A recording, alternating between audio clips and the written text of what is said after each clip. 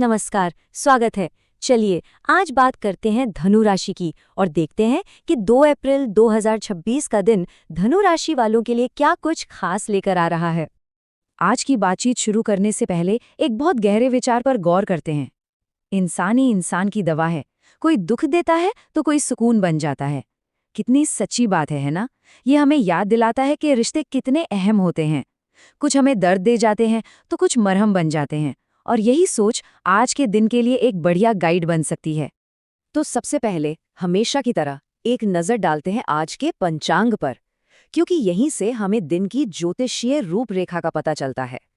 तो आज के समय का हिसाब किताब कुछ ऐसा है। देखिए, कोई भी जरूरी काम करना हो तो उसके लिए सबसे अच्छा समय है अभिजीत मुहूर्त, जो दोपहर 12:05 से 12:54 तक रहेगा। इस समय में किए गए काम के सफल होने के चांस बढ़ जाते हैं। वहीं एक समय है जिससे बचना है, वो है राहु काल। ये दोपहर 2:02 से 3:34 तक है। तो इस दौरान कोई नया काम शुरू नहीं करें तो बेहतर है। और हाँ, एक बहुत ही खास बात, आज हनुमान जयंती का पावन दिन भी है।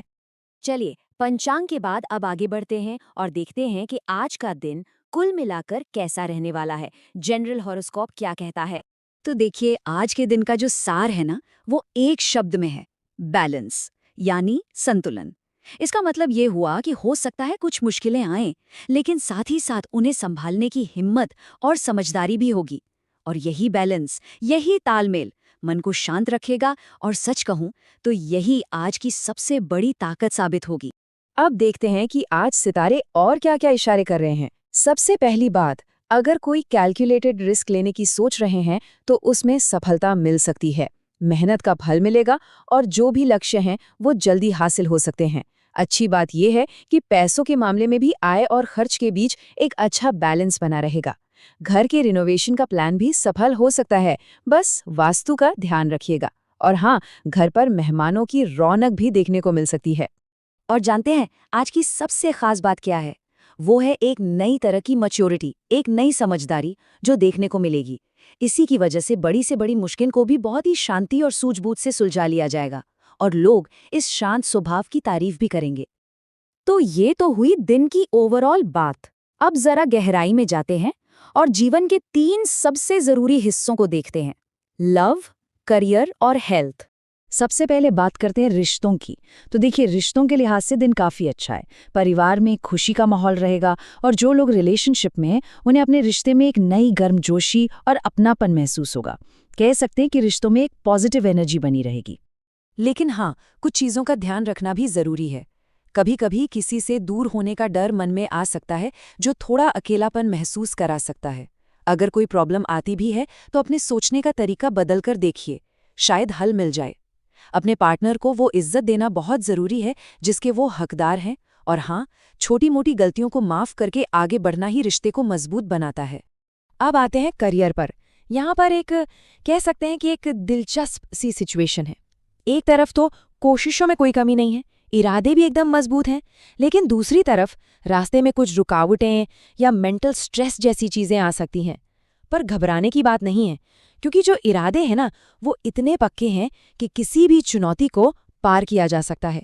बस आगे कदम बढ़ाने का यही सही समय है। चलिए अब बात करते हैं सेहत की। देखिए, आज हेल्थ को प्रायोरिटी पर रखना बहुत ज़रूरी है। हो सकता है किसी चेकअप के लिए डॉक्टर के पास जाना पड़े, तो इसे बिल्कुल भी नज़रअंदाज मत कीजिएगा। और सेहत को अच्छा बनाए रखने के लिए कुछ सिंपल टिप्स हैं, जैसे सर्दी खांसी जैसी छोटी मोटी दिक्कतों से सावधान रहें। अच्छा, पौष्टिक खाना खाइए ताकि इम्यूनिटी मजबूत रहे। जब डाइजेशन सही रहेगा ना, तो अपने आप हल्का और एनर्जेटिक महसूस होगा। और अगर योग और वॉकिंग को अपनी रूटीन में शामिल कर लिया जाए तो क्या कहने, बहुत फायदा मिलेगा।